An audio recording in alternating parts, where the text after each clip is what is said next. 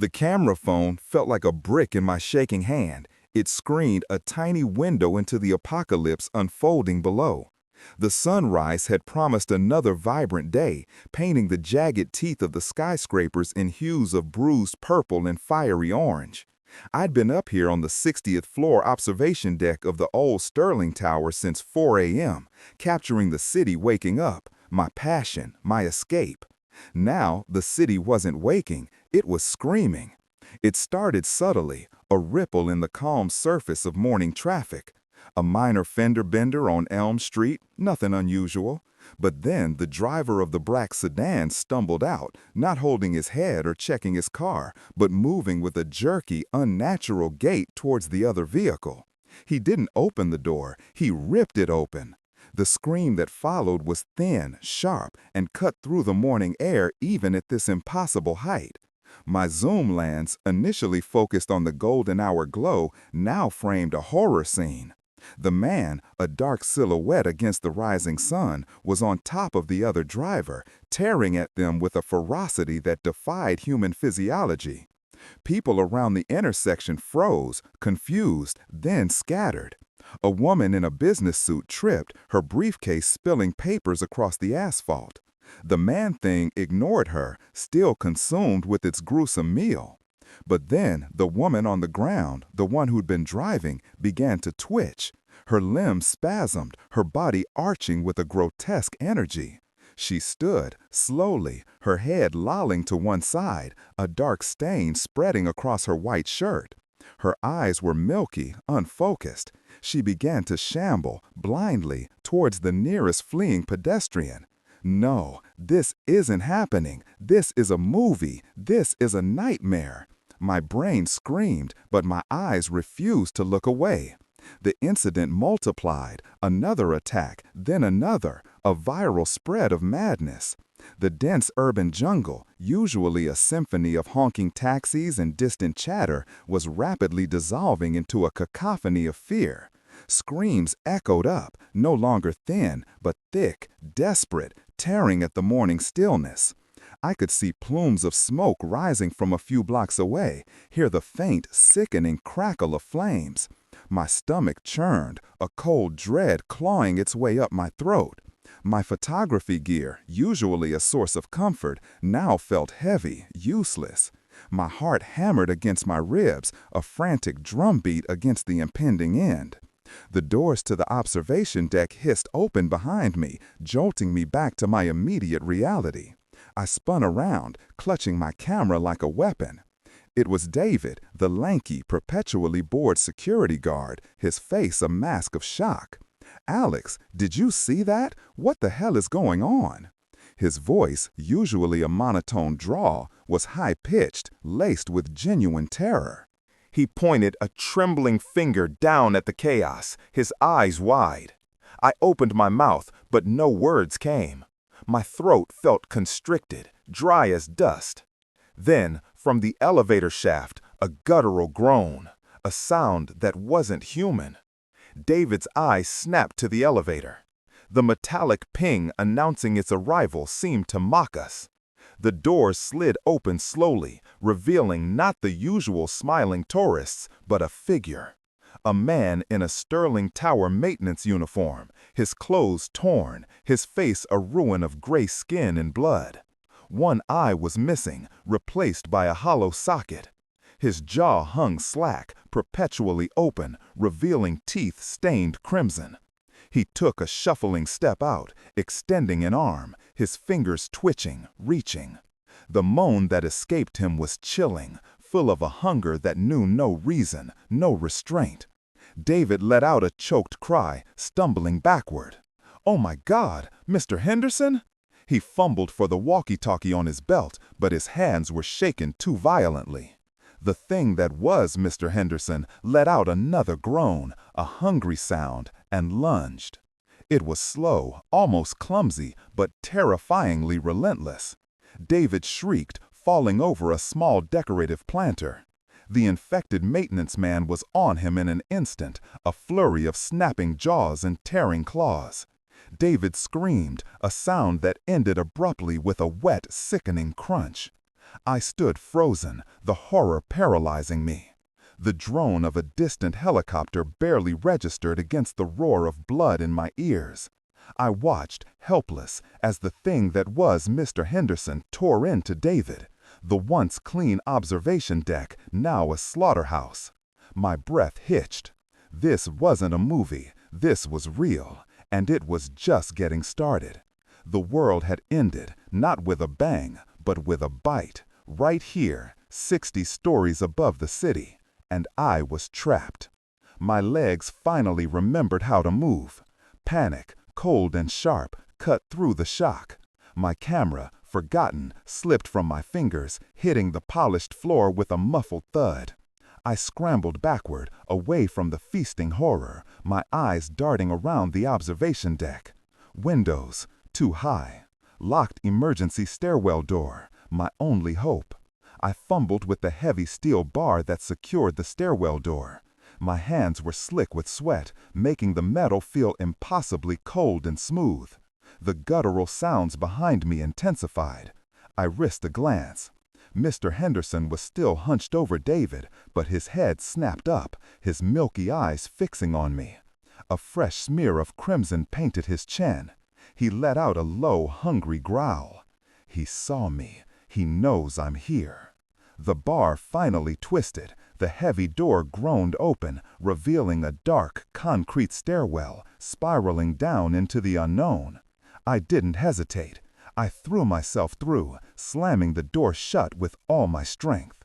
The heavy bolt clicked into place. Safety for now.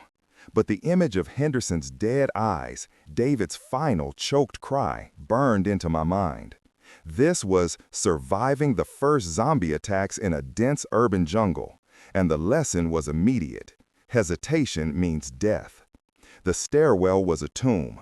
The air was stale, thick with the smell of old concrete and dust. Each of my ragged breaths echoed in the confined space.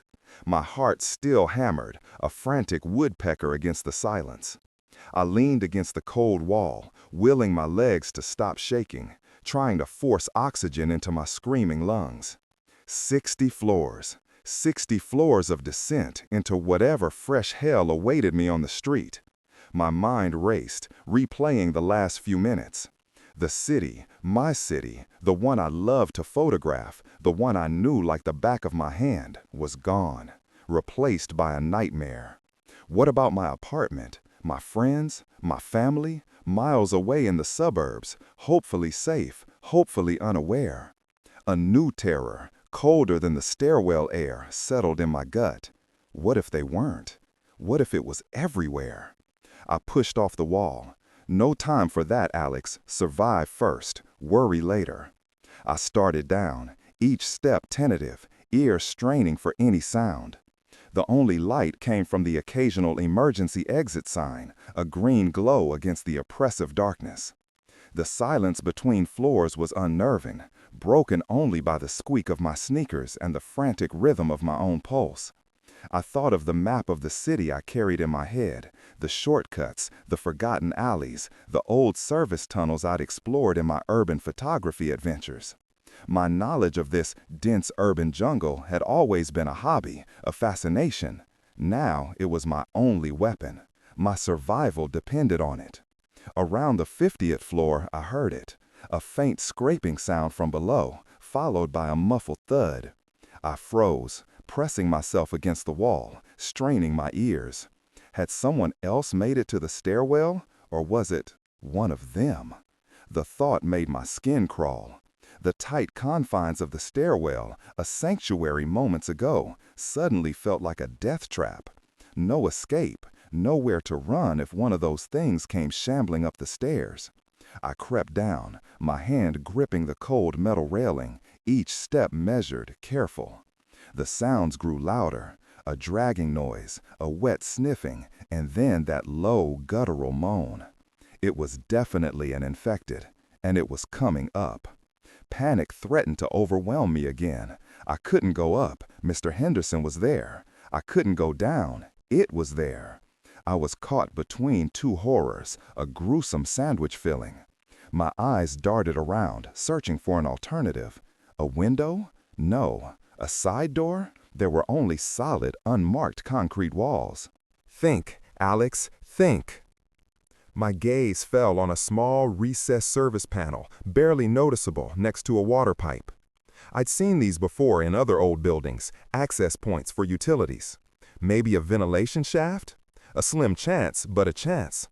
I clawed at the panel, my fingers raw against the rough metal. It was stiff, rusted, probably hadn't been opened in decades. The moaning was closer now, directly below me, echoing up the stairwell. I could hear its ragged breathing, the wet drag of its foot. It was on the floor below. Seconds. I had seconds. With a final, desperate grunt, I wrenched the panel open. It screeched in protest, a sound that felt deafening in the silence. Inside was a cramped, dark space, a network of thick pipes and tangled wires. Not a ventilation shaft, but a maintenance crawl space, leading into the guts of the building. Perfect. I squeezed through the opening, scraping my shoulder against the sharp metal edge. The space was tight, claustrophobic, reeking of dust and old machinery. But it was away from the stairwell. I pulled the panel shut behind me, not bothering to lock it, just pushing it flush. I heard it immediately. A heavy thud against the stairwell door on my floor. It had reached me. Or where I had been. Then another thud, and another, relentless, as it tried to force its way in. I held my breath, listening to the desperate assault on the door, praying the metal held. The smell of copper and decay seeped through the thin wall. My flashlight beam cut through the darkness of the crawlspace, illuminating a narrow path between massive ventilation ducts and conduits. It led deeper into the building, away from the stairwell, towards the central core. This was a gamble. I could be crawling towards another dead end, or worse, into a nest of them. But it was forward. It was action. And in this new world, inaction was death. I crawled, hands and knees scraping against concrete, dust filling my lungs.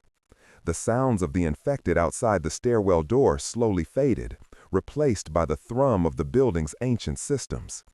I felt utterly alone, a tiny spark of life in a dying machine. The crawlspace narrowed further, forcing me to rotate, pushing myself forward with my elbows. Memories of being stuck in a drain pipe as a kid, the dark pressing in, flashed through my mind. This was worse. This was real. After what felt like an eternity, the crawlspace widened into a service tunnel. Still dark, but I could stand, albeit hunched over. My back ached, my knees throbbed. I shone my light ahead. The tunnel stretched endlessly, a labyrinth of pipes and shadows. I could hear the faint drip of water, the distant, eerie moan of a faulty fan. Where does this lead? I had no idea. But it was a way down, a path through the unseen veins of the Sterling Tower. A way to bypass the horrors of the main stairwell and the potential dead ends of the elevators. I pressed on, each step a testament to a desperate hope, a silent refusal to surrender. The air was cold, damp, carrying the faint, acrid scent of ozone and something else, something I couldn't quite place. Decay? Or just the smell of an old building slowly falling apart? I thought of the vibrant city I'd been photographing hours ago. The bustling streets, the cafes, the laughter. Now only screams and groans filled the air.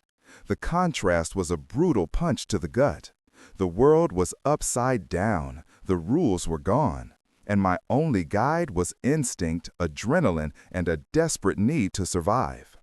The tunnel eventually led to a series of lower-level service rooms, maintenance offices, storage areas, breaker rooms.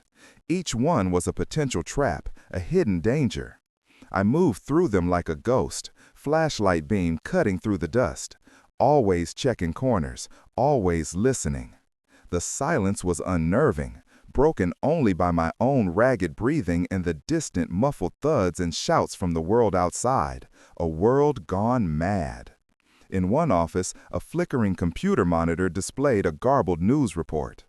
Emergency broadcast system, widespread outbreaks, advice, stay indoors, secure your location. The screen cut to static. A half-eaten sandwich lay on the desk, a mug of cold coffee. It painted a picture of lives interrupted, of normalcy shattered mid-sentence. I found a small locked metal cabinet. Adrenaline thrummed in my veins. What could be inside? A pry bar I'd scavenged earlier from a toolbox in the crawl space was heavy and cold in my hand. I jammed it into the crack, grunted, and with the sickening screech of protesting metal, the lock broke. Inside, a few cans of emergency rations, some bottled water, a first aid kit. A small victory. I shoved them into my camera bag, the rations surprisingly heavy against my back. It felt good, a small measure of control in a world spinning out of it. Always be looking, always be ready. The new mantra of survival. My eyes scanned the room. A large vent, usually for air circulation, was loose. I pulled at it, and it came away with ease. Beyond, a dark shaft. This one was larger than the crawl space, leading down. A vertical drop, not a crawl. I peered down, shining my light. A ladder. Yes, a proper industrial ladder, secured to the wall, disappearing into darkness. This was it. A direct route to the lower levels, bypassing whatever horrors were on the intermediate floors. I slung my heavy camera bag over my back, making sure the straps were tight. The pry bar was tucked into my belt, a crude but solid weapon. I gripped the cold metal rungs of the ladder, testing my weight. It held. The descent was slow, tedious. Each rung was a small victory against the darkness. I could feel the vibrations of the building, a low hum that seemed to resonate with the fear in my bones. I lost track of floors, just kept going down. My flashlight beam danced across rusted machinery, giant pipes, and a dirt floor. A sub-basement, probably for the building's ancient HVAC system. The air was thick with the smell of damp earth and old oil. A sense of profound loneliness washed over me. I was deep beneath the city, surrounded by its forgotten guts. Suddenly, a sound cut through the silence. A high-pitched metallic squeal, followed by a heavy clang. It came from somewhere ahead, deeper in the sub-basement. My blood ran cold. What was that? I froze, heart hammering, straining to hear over the ringing in my ears. The sound came again, closer this time, accompanied by a low, shuffling drag. Not one of them, but multiple, and they were moving. My hand instinctively went to the pry bar. It felt flimsy, inadequate. The light from my flashlight, usually a comfort, now felt like a beacon, drawing attention. I flicked it off, plunging myself into total darkness. My breath hitched. The darkness was absolute, suffocating. I could hear my own breathing, loud and ragged. The shuffling grew closer. I could hear wet, ragged breaths, that unmistakable gurgling moan. They were in here, with me, in this vast, dark, echoing space. My heart pounded so hard I thought it would burst through my chest. My eyes were useless. My ears were all I had. I backed away slowly, silently, trying to discern the direction of the sounds. They seemed to be coming from my left, down a narrow corridor formed by a giant rusted boiler and a crumbling concrete wall. I pivoted, pressing myself against the rough, cold metal of the boiler, hoping its sheer size would obscure me. A sudden flash of light, not mine. It was faint, from somewhere beyond the corridor, but it silhouetted three figures.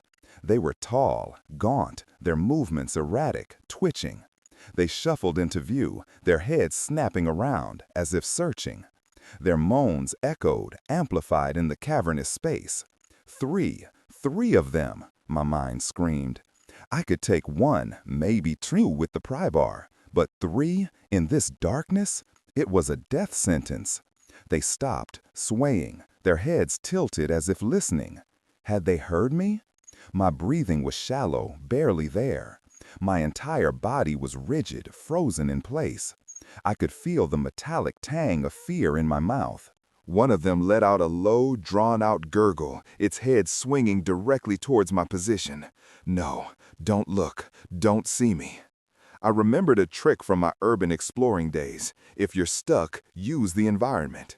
The boiler was ancient, covered in layers of dust and grime. There was a small, rusted ladder riveted to its side, leading up to a maintenance platform above, probably for repairs. An escape. With agonizing slowness, I reached for the ladder. My fingers brushed the cold, rough metal. The slightest sound, the smallest scrape, and I was dead.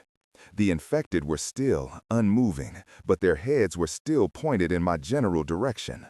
I began to climb, one hand, then the other, pulling myself up with silent, agonizing effort. My muscles screamed in protest. The camera bag shifted on my back, a precarious weight. Each movement was a calculated risk. I could feel the dust falling onto my face, smell the metallic decay from the boiler. The platform was maybe 15 feet up, a dizzying height in the darkness. I reached the top, pulling myself over the edge with a silent grunt.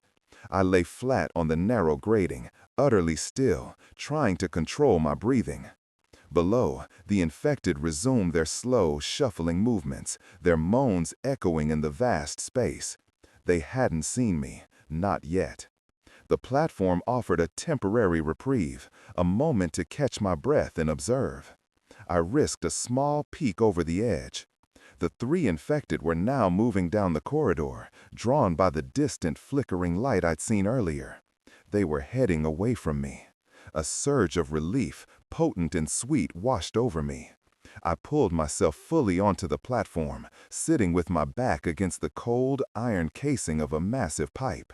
My legs trembled uncontrollably. The fear was still a tangible presence, a cold knot in my stomach, but for now, I was safe. I turned on my flashlight, its beam a comforting circle in the darkness. The platform was narrow, covered in a thick layer of industrial dust. Ahead, a catwalk extended, leading to another section of the sub-basement, towards a series of heavy, steel doors. Exit? Escape? I didn't know, but it was a direction. I pulled out one of the emergency rations, a compressed biscuit. It tasted like cardboard, but the act of eating, of nourishing my body, felt like a defiance, a small assertion of humanity in the face of oblivion. What would I find out there? What horrors awaited me in the streets of this urban jungle? The first attacks were just that, the beginning, and I was in the thick of it, a ghost in the machine, trying to find my way out. I chewed slowly, the dry biscuit filling my mouth. The sounds of the infected had faded into the distance. The profound silence of the sub-basement returned, broken only by the drip of water and the metallic groans of the building. My phone, forgotten in my camera bag, suddenly vibrated. My heart leaped into my throat. Who? How? In this place? I fumbled for it, pulling it out with trembling hands. No signal. Just a cascade of missed calls and frantic text messages from family and friends, all hours ago, before the world went truly dark. Alex, are you okay? Call me. What's happening? They're everywhere. Stay safe. The last message was from my sister, Sarah. They're on the news. Dad's gone to check on Mom. I'm scared. Please call. My stomach clenched. Dad, Mom, in the suburbs. Was it there too? My hands were shaking so hard I could barely hold the phone. No signal. A useless relic of a world that no longer existed. A world where a simple phone call could connect you to loved ones, where news reports provided information, not impending doom. I stared at the messages, a wave of despair washing over me. Sarah, my younger sister, always so resilient, now scared. And my parents, caught in this nightmare. A new, fierce determination ignited within me. I had to get out. I had to find them. This wasn't just about my own survival anymore. I tucked the phone away, the cold screen against my skin a stark reminder of everything I'd lost, everything I might still lose. The catwalk beckoned. I stood, my legs still wobbly, and started across the grating, each step echoing in the cavernous space. The catwalk led to a narrow, brightly lit corridor. Too bright. My eyes, accustomed to the gloom, squinted. It was a loading dock, a receiving area for the Sterling Tower, and it was eerily silent. No trucks, no people, just fluorescent lights buzzing with a sickly hum, illuminating rows of stacked boxes and empty pallets. This was street level, or at least close to it. My heart pounded with a mix of dread and anticipation. I was finally out of the building's hidden depths, but what awaited me outside? The dense urban jungle was no longer a place of familiar streets and bustling crowds. It was a hunting ground. I crept forward, my senses on high alert. The smell of decay was stronger here, cloying, unmistakable. Mixed with it, the acrid scent of burning rubber and something metallic.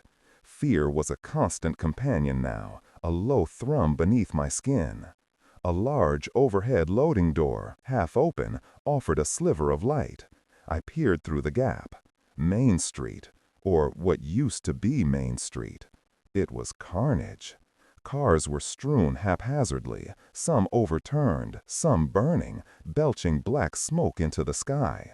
Bodies lay in twisted, unnatural poses on the sidewalks and in the middle of the road. And among them, dozens, no, hundreds of the infected, shuffling, groaning, wandering aimlessly, or drawn to the occasional distant scream. It was worse than anything I'd seen from 60 stories up. Up there, it was abstract, a terrible tableau. Down here, it was real, visceral. The sheer scale of the horror pressed down on me, making my lungs ache. This was the raw, brutal truth of surviving the first zombie attacks in a dense urban jungle. There was no order, no help, just chaos. My gaze swept across the street. The nearest intersection was blocked by a pileup of cars. A bus rammed into a lamppost. Smoke billowed from a bookstore, its glass facade shattered. The sounds of distant gunfire, sporadic, desperate, punctuated the air, followed by more screams. The city was a charnel house. I needed to move. I couldn't stay in the loading dock. It was too exposed. My eyes darted to the right. A narrow alleyway, barely wide enough for a single car, snaked between two brick buildings. It was dark, choked with overflowing dumpsters and graffiti. My kind of place. My escape route. But between me and that alley were a dozen infected, shambling slowly, their empty eyes fixed on nothing. One of them, a woman in a tattered dress, had half her face torn away, revealing muscle and bone. Another was missing an arm, dragging it uselessly behind him.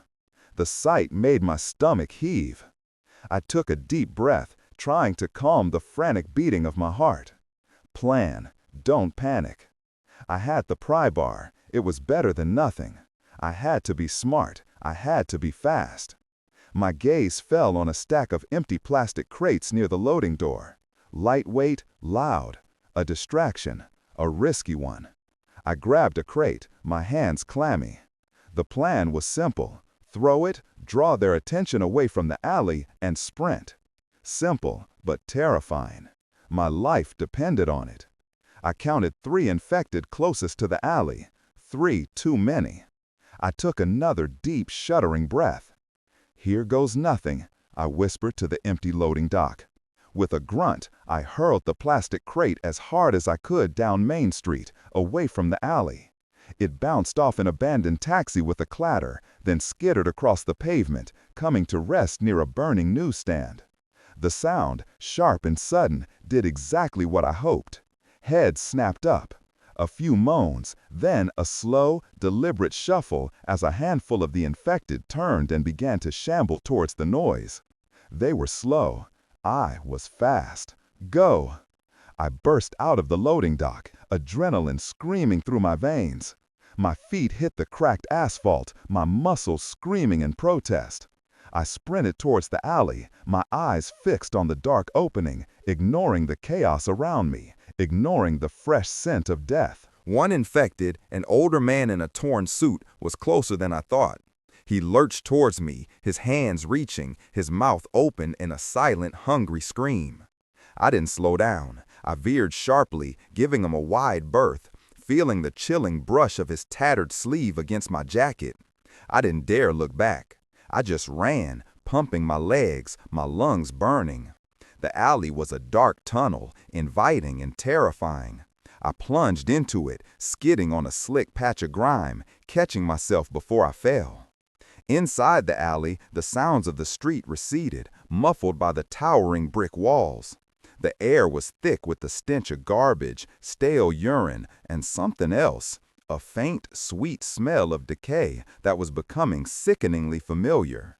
I leaned against a dumpster, gasping for air, my chest heaving. My heart pounded like a drum solo, echoing in the confined space I was in. I had made it. Surviving the first zombie attacks in a dense urban jungle meant navigating these unseen arteries, these forgotten spaces. My urban explorer's knowledge had just saved my life. My eyes scanned the alley. It was a typical urban backstreet, a labyrinth of rusted fire escapes, overflowing bins, and crumbling brickwork. But it was also a shield, a temporary sanctuary from the horrors of Main Street. My mind, still reeling from the shock, began to process. Okay, Alex, you're alive. What now? I needed to get my bearings. I needed a plan. The sun, high overhead, cast long, distorted shadows, making the alley feel even more oppressive. I needed to move, but move intelligently, not just run. I peered cautiously around a corner, back towards Main Street. The distraction had worked. The infected were still milling around the abandoned taxi, some shuffling back towards the loading dock, seemingly losing interest. But the street remained impassable. I turned and walked deeper into the alley. It wound its way through the backs of buildings, connecting to other smaller alleys like a forgotten circulatory system of the city. I knew these paths. I'd explored them for years, searching for graffiti art, forgotten historical markers, the hidden beauty of the urban landscape. Now, they were my lifeline. I passed by overturned dumpsters, scattered trash, and the occasional abandoned car. The silence, broken only by the distant sounds of chaos, was heavy, pregnant with unspoken dread. Every shadow seemed to hold a lurking threat. Every muffled clang from nearby buildings made me jump. My gaze fell on a discarded newspaper, its front page screaming headlines about unprecedented violence and public health crisis. It felt like reading ancient history. The world had moved on, plunged into horror in the space of a single morning. I needed supplies. Food, water, more potent weapons than a pry bar, and information. What was happening beyond the city center? Was there anywhere safe? I saw a small, independent convenience store, its back door slightly ajar, down a particularly grimy stretch of the alley. The windows were boarded up, probably from an earlier attempt at looting or fear of the initial chaos. It looked promising, and utterly terrifying. My stomach growled, a sharp reminder of the meager biscuit I'd eaten hours ago. The water bottle from the Sterling Tower was almost empty. The risk was high, but the need was immediate. I approached the back door, my heart thumping a nervous rhythm. It was a heavy steel door, typically secured with multiple deadbolts. But now it hung open just a crack, letting out a sliver of darkness and a faint, sweet smell of rotten fruit. Anyone in there? Alive? Or one of them? I nudged the door open slowly with my foot, the metal scraping against the concrete floor with a sound that felt deafening. The interior was dark, silent. Rows of shelves were visible in the dim light filtering in from a small skylight. It looked ransacked, boxes overturned, shelves stripped bare. "Hello?" I called out, my voice barely above a whisper, straining to hear any response. Only silence answered. The silence was almost worse than the screaming. It suggested something unseen, something waiting. I stepped inside, my pry bar held defensively in front of me. The air was heavy, cloying. The smell of decay was stronger, mixed with the artificial sweetness of spilled sodas and stale bread. My eyes darted around, searching every shadow, every aisle. The store had clearly been hit. Empty potato chip bags, overturned display racks, shattered glass from what looked like a lottery machine. The place was a wreck. But maybe they missed something. I moved slowly, methodically down the aisles. My gaze was drawn to the refrigerated section. The power was still on, a faint hum emanating from the compressors. The lights were off, but I could see bottles of water, juice, milk, a treasure trove. My hands trembled as I reached for a bottle of water. It was icy cold, a luxurious sensation against my skin. I twisted the cap, drinking deeply, the cool liquid a balm to my parched throat. It felt like the best water I had ever tasted. I began to fill my camera bag, prioritizing water and high-energy snacks, granola bars, protein shakes, dried fruit, luxury items in this new world. As I moved, my eyes constantly scanned the perimeters, my ears open for any sound. This was a place where they could easily hide, or where other survivors, desperate and dangerous, might lurk. I reached the back of the store, near the stockroom entrance. A low moan, faint but unmistakable, drifted from behind the partially open door. My blood ran cold. Damn it, should have known. I froze, gripping the pry bar, my knuckles white. The stockroom, dark, cramped, a perfect ambush point. I took a deep breath, trying to slow my racing heart. What would I do? Engage or try to sneak past? The logical part of my brain screamed, "Sneak past, you have what you need, get out." But the other part, the survivor part, knew that leaving a potential threat behind, especially when you might need to come back, was foolish, and I didn't know how many there were. I crept towards the stockroom door, inch by agonizing inch. The moan came again, closer, louder, definitely one of them. The smell of decay was overpowering now, mixed with the metallic tang of old blood. I risked a peek through the crack in the door. The stockroom was a jumbled mess of boxes and shelves. In the center, a lone figure. A man, dressed in a store uniform, was hunched over, his back to me. His body twitched, a slow, unnatural tremor. He was mumbling to himself, a low, guttural growl that made my skin crawl. He wasn't feeding, he was just standing there, waiting. My heart hammered against my ribs. One of them, and he's alone. This was my chance to strike first, to eliminate a threat, to gain valuable experience. The thought made me sick, but the alternative was worse. I tightened my grip on the pry bar.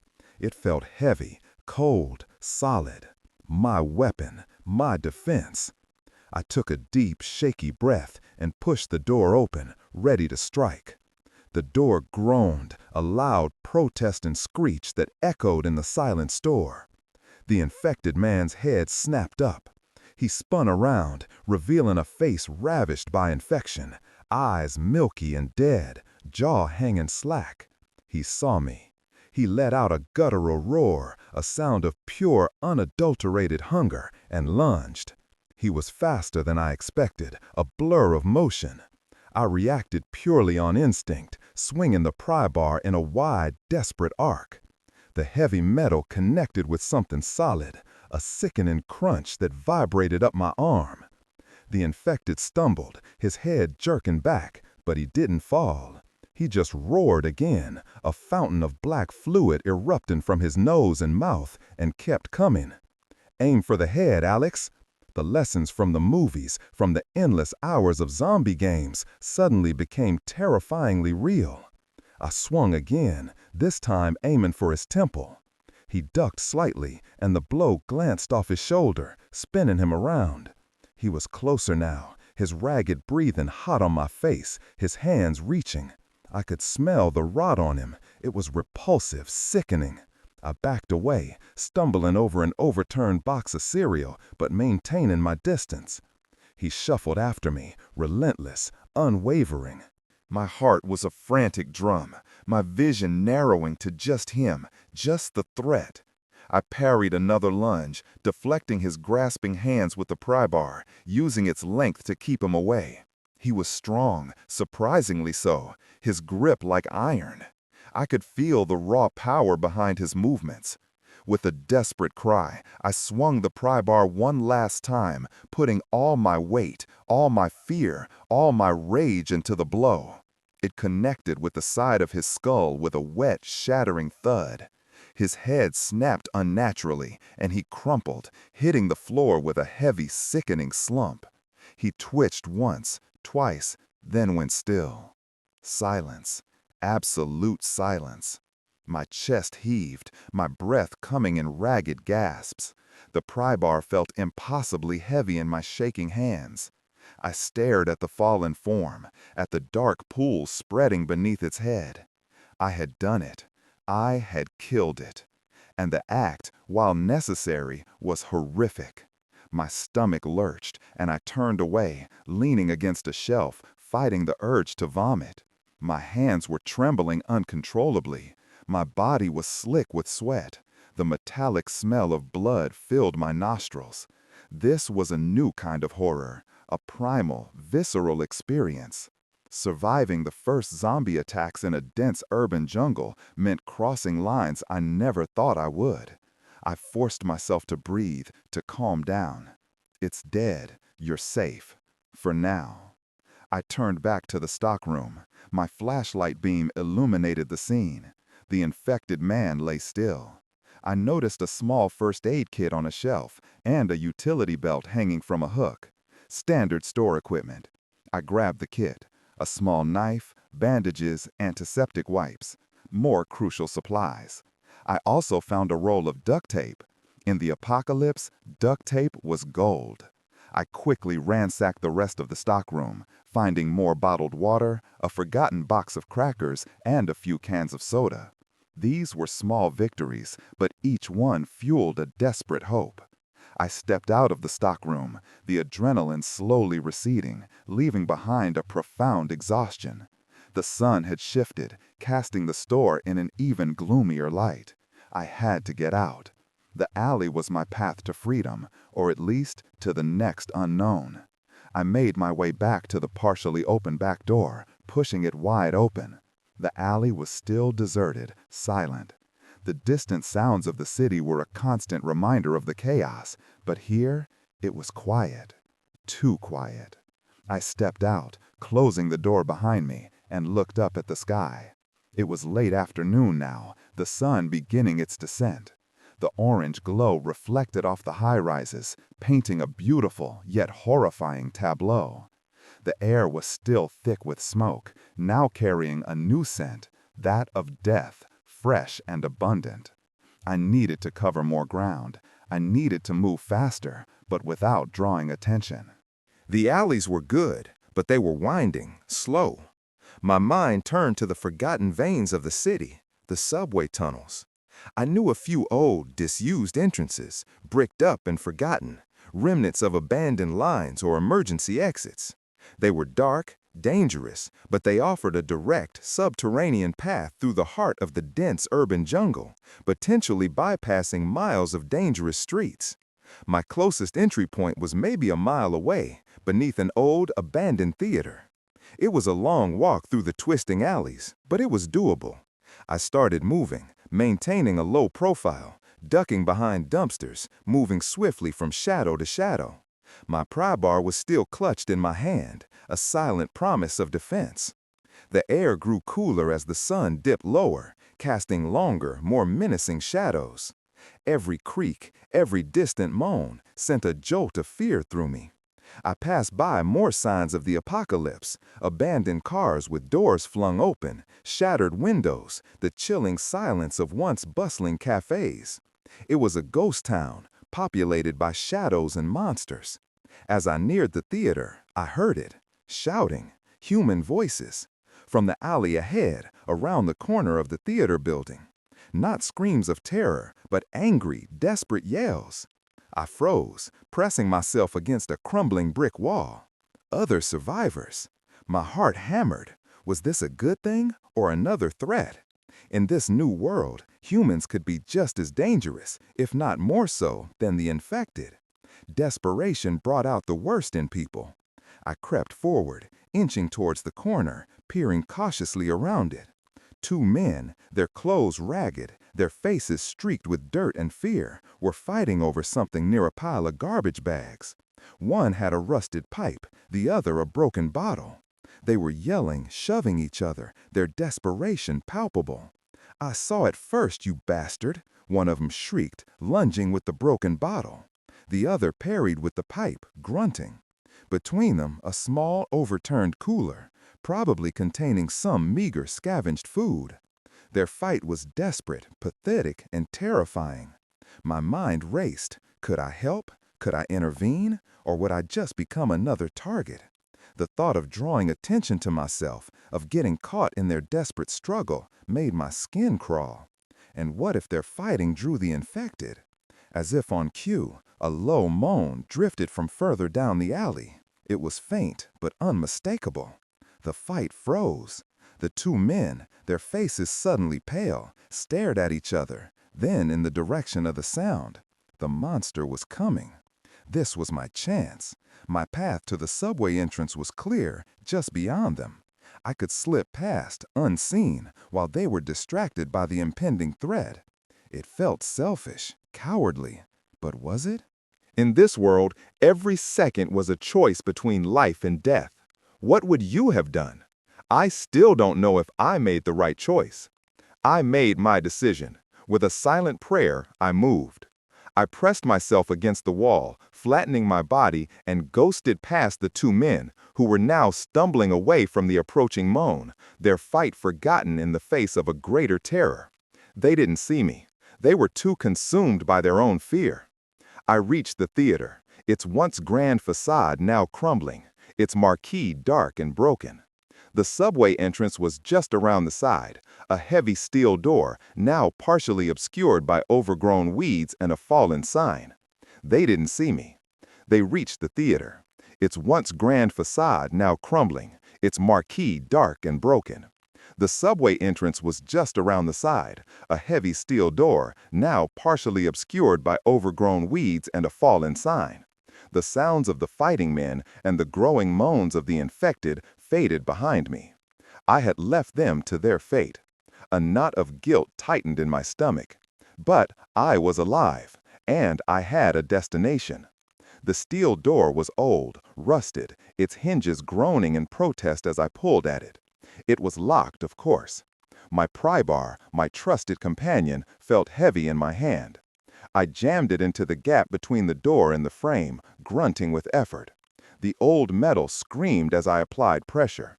With a final, desperate twist, the lock splintered and the door swung inward. Darkness, and the cold, stale smell of the subway. I stepped inside, my flashlight beam cutting through the gloom, illuminating a descending staircase covered in dust and cobwebs. This was it. The subway, the true, dense urban jungle below the surface. I closed the door behind me, jamming the pry bar into the broken frame to secure it as best I could. The faint sounds of the outside world, the moans, the distant screams, faded into nothing. I was alone again, in the silent, suffocating darkness of the subway tunnels. My footsteps echoed as I descended the dusty stairs, each one taking me deeper into the earth. The air was cold, damp, carrying the metallic scent of rust and stagnant water. My flashlight beam danced across graffiti-covered walls, long-abandoned ticket booths, and posters advertising long-forgotten movies. It was a frozen snapshot of the past, a silent monument to a world that was no more. The platform was wide, stretching into the darkness, lined with grimy tiles and a thick layer of dust. The tracks gleamed faintly in the distance, disappearing into twin tunnels. The eerie silence was unsettling, a heavy presence that pressed down on me. I checked my supplies. Half a bottle of water left, a few granola bars, the first aid kit. Not much, but enough for now. My eyes scanned the platform. No signs of life, no sounds, just the empty, cavernous space. My eyes scanned the platform. No signs of life, no sounds, just the empty, cavernous space. My plan was simple.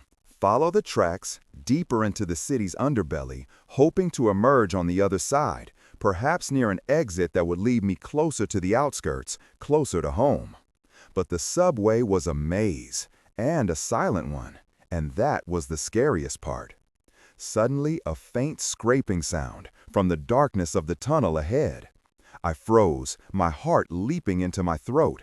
Not the rhythmic scuff of my own shoes, something else, something dragging. My flashlight beam cut through the darkness, following the sound. Nothing, just the empty tracks glinting in the light. Had I imagined it? The tension was getting to me, the constant fear, the adrenaline. Then, a flicker.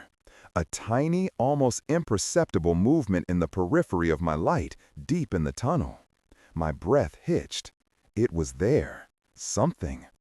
I held my breath, straining to hear over the ringing in my ears. The scraping sound came again, closer this time, accompanied by a low, guttural moan. And it wasn't alone. A flicker of movement, then another. Deep in the darkness, two pairs of milky, dead eyes reflected my flashlight beam. They were coming. Two of them, shambling out of the tunnel, their movements jerky, unnatural. Damn it, I thought this place would be clear.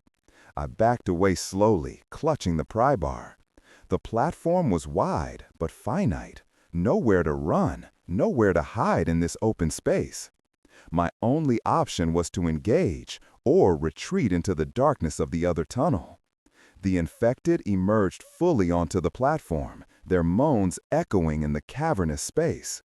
A man in a business suit, his tie askew, and a woman in a station attendant's uniform, her hat hanging limply from her head. They were both covered in dust, their clothes torn, their skin a pallid gray. Their hunger-filled eyes fixed on me. I gripped the pry bar tighter. Two. I can take two. I have to. They shuffled towards me, slowly but relentlessly. I moved to the center of the platform, putting as much distance between us as possible. I needed space to maneuver. The man lurched forward first, his arms outstretched. I swung the pry bar, aiming for his head. He was slow, clumsy. The metal connected with his jaw with a sickening crack. He stumbled, his head snapping back, but he didn't fall. He just roared, a sound of pure rage, and kept coming. Their resilience was terrifying. The woman moved in, flanking me. I was caught between them. I parried her lunge with the pry bar, pushing her back, creating a brief moment of space. The man was closing in again, his breath hot on my face. Stay calm, Alex. Don't panic. One at a time. I spun, using the momentum of my swing to hit the man again, this time aiming for his temple. The blow landed with a dull thud. He stumbled, his head snapping back, but he didn't fall. He just roared, a sound of pure rage, and kept coming. Their resilience was terrifying. The woman moved in, flanking me. I was caught between them. I parried her lunge with the pry bar, pushing her back, creating a brief moment of space. The man was closing in again, his breath hot on my face. Stay calm, Alex. Don't panic. One at a time. I spun, using the momentum of my swing to hit the man again, this time aiming for his temple. The blow landed with a dull thud. He staggered, his movements becoming even more erratic, like a puppet with cut strings. But the woman was closer now, her grasping fingers brushing my jacket. I saw her teeth, yellow and stained, snapping. I jammed the end of the pry bar into her chest, pushing her back, creating distance. I needed a clear shot, a headshot, with the pry bar. I dodged another lunge from the man, then pivoted, putting my back to the wall, trying to funnel them. It was a risky move, limiting my escape, but it also limited their angles of attack. The man came first, blindly charging. I waited, holding my ground, my heart hammering against my ribs. Just as he was within arm's reach, I swung the pry bar with all my might, a desperate, powerful blow. It connected with the side of his skull with a wet, shattering sound. His head split open, and he dropped like a stone, twitching once before going still. One down. The woman shrieked, a high-pitched, inhuman sound, and lunged, enraged. She was faster now, fueled by instinct. I barely had time to react. She grabbed my arm, her fingers surprisingly strong, digging into my flesh. Her teeth were inches from my face. A surge of pure, primal terror shot through me. I could feel her hot, foul breath on my skin. I screamed, shoving the pry bar against her chest, pushing with all my strength. Her grip was like a vice. My free hand instinctively went to my belt, the small knife from the first aid kit. I pulled it out, a tiny, inadequate blade against this horror. With a desperate grunt, I plunged it upwards, into her throat. She convulsed, her grip loosening just enough. I pulled away, ripping my arm free, a sharp pain blooming where her fingers had dug in. Her shriek turned into a gurgle, black fluid bubbling from the wound in her throat. She stumbled backward, clutching her neck, then dropped to her knees, twitching, her milky eyes fixed on me with a look of pure, unadulterated hatred. Then she, too, fell still. Silence again. But this time, it was different. It was deafening, ringing in my ears. My body was shaking uncontrollably, my lungs burning, my arm throbbing. I stared at the two fallen figures, the pry bar still clutched in my hand, the small knife glinting in the dim light. I had done it again. 2 more. The smell of blood was overwhelming now, metallic and sickening. I leaned against the grimy wall, sliding to the floor, my legs giving out. My breathing was ragged, interspersed with choked sobs. The horror of it all, the brutal reality of what I had become, what I had done, washed over me. This is surviving the first zombie attacks in a dense urban jungle. This is what it means.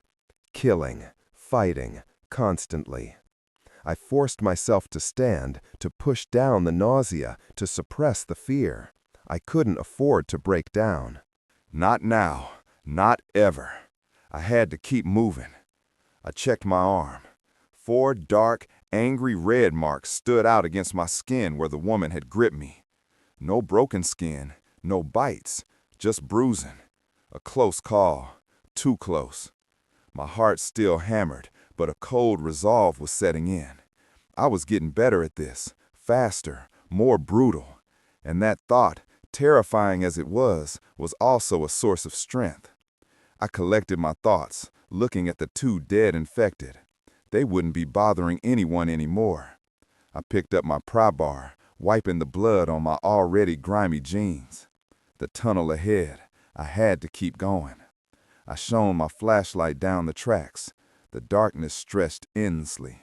It was a long journey, but it was a journey through the unseen, a path that might lead me out of the heart of the crisis. I started walking, 1 foot in front of the other, following the rusted tracks. The silence of the subway tunnels enveloped me, broken only by the squeak of my shoes and the distant, rhythmic drip of water. My mind drifted back to Sarah, to my parents. They were my driving force now, my reason to keep fighting, to keep moving, to keep surviving the first zombie attacks in a dense urban jungle. The tunnel stretched on, a monotonous landscape of concrete, steel, and graffiti. My body ached with every step. Exhaustion was a heavy cloak, threatening to pull me down. But the fear of stopping, of encountering another nightmare in the dark, kept me moving. I passed by abandoned subway cars, their windows shattered, their interiors stripped bare. Rusting advertisements for a bygone era, promising vacations and easy loans, mocked the grim reality. Each one was a stark reminder of the world I'd lost. I lost track of time. Hours passed. The emergency water was gone. My throat was raw. My legs felt like lead. The darkness pressed in, a constant, oppressive weight. My flashlight beam, once a strong circle, was starting to dim. The batteries were running low. Another threat. How much further? I had no idea. The subway system was vast, sprawling beneath the city like a monstrous metallic root system. I could be going in circles. I could be walking into a trap. Then, a faint sound. Not a moan, not a shuffle. A different sound. A distant, metallic clang, followed by a human voice, muffled but distinct. My heart leaped. Survivors? I froze, killing my dimming flashlight, plunging myself into near-total darkness. I pressed myself against the cold, rough wall of the tunnel, straining my ears. The clang came again, closer this time, accompanied by more voices, muffled but discernible. They were arguing. I crept forward, silent as a ghost, inching towards the sound. My pry bar was held ready. Hope and fear battled within me. Could they be friendly or desperate? The tunnel curved, revealing a faint light ahead. Not my dim flashlight, a brighter light. And the voices were clearer now. 3, maybe 4 people, arguing. I peered cautiously around the bend. A group of 4 men was gathered around a fire, flickering merrily in a disused section of the tunnel, a makeshift encampment. They were armed. One had a shotgun, another a pistol, the third a machete. The fourth was stirring a pot over the fire. "I'm telling you, we need to move," one of them said, his voice gruff, agitated. "This place ain't safe no more. Heard some noises down the line earlier." "And go where, Frank?" another retorted, gesturing wildly with his pistol. "The streets are worse. We got shelter, we got supplies, we stay." My stomach clenched. They were agitated, armed, and paranoid. This wasn't a friendly encounter. This was a threat. My chances against 4 armed men, even if they were scavengers, were slim to none. I backed away slowly, silently, trying not to make a sound. My heart pounded. I needed to get away. I needed to find another path. Suddenly, a loose rock skittered under my shoe. A tiny sound, but in the silence of the tunnel, it echoed like a gunshot. Heads snapped up, 4 pairs of eyes fixed on my position. "Who's there?" Frank barked, raising his shotgun. Damn it! I didn't hesitate. I turned and ran, plunging back into the darkness of the tunnel, my feet pounding on the concrete. "Hey, get 'em!" Frank yelled, and the sounds of footsteps, heavy and fast, pounded after me. Gunfire. A deafening blast echoed through the tunnel, sending shivers down my spine. The shot went wide, ricocheting off the tunnel wall, sending sparks flying. They were shooting to kill. I pumped my legs harder, my lungs burning, the fear a potent fuel. My flashlight was dead. I was running blind, relying purely on instinct, on the faint memory of the tunnel's twists and turns. Another shot, closer this time. I could hear the whistle of the bullet as it passed by my ear. They were gaining on me. They knew the tunnels better. My eyes darted around in the oppressive darkness.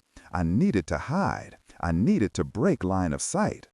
Up ahead, I remembered seeing a narrow maintenance shaft, usually bricked up, but often with a loose grate for ventilation. My only hope. I veered sharply, throwing myself towards the wall, feeling for the shaft opening. My fingers scraped against rough concrete, then cold, rusted metal. The grate, it was loose. With a desperate grunt, I pulled at it. It came away with a screech of protesting metal. I squeezed through the opening, scraping my shoulder, my ribs. It was a tight fit. As I pulled myself through, I could hear their footsteps directly behind me. "He went in here," Frank yelled. "Get him!" The shaft was narrow, dark, reeking of stagnant water and rust.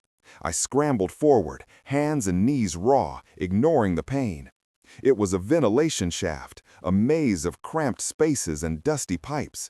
My heart hammered against my ribs. I heard them at the opening, yelling, trying to force their way in. But the shaft was too narrow for them, at least the armed ones. I could hear their curses, their frustrated shouts. "He's getting away!" I kept crawling, deeper into the darkness, deeper into the building's guts. The sounds of their angry shouts slowly faded behind me, muffled by the thick concrete walls. I was safe, for now. I lay in the darkness, utterly exhausted, my body aching, my lungs burning. My mind raced. Other survivors, hostile survivors. The new danger was just as real as the infected. Humanity was still a threat, perhaps an even greater one. My flashlight batteries were dead, my water was gone, my body was at its breaking point. But I was still moving, still fighting, still surviving the first zombie attacks in a dense urban jungle. The ventilation shaft was a claustrophobic nightmare, but it was also a shield, a hidden path. I crawled forward, relying purely on touch, on the faint echoes of the building around me.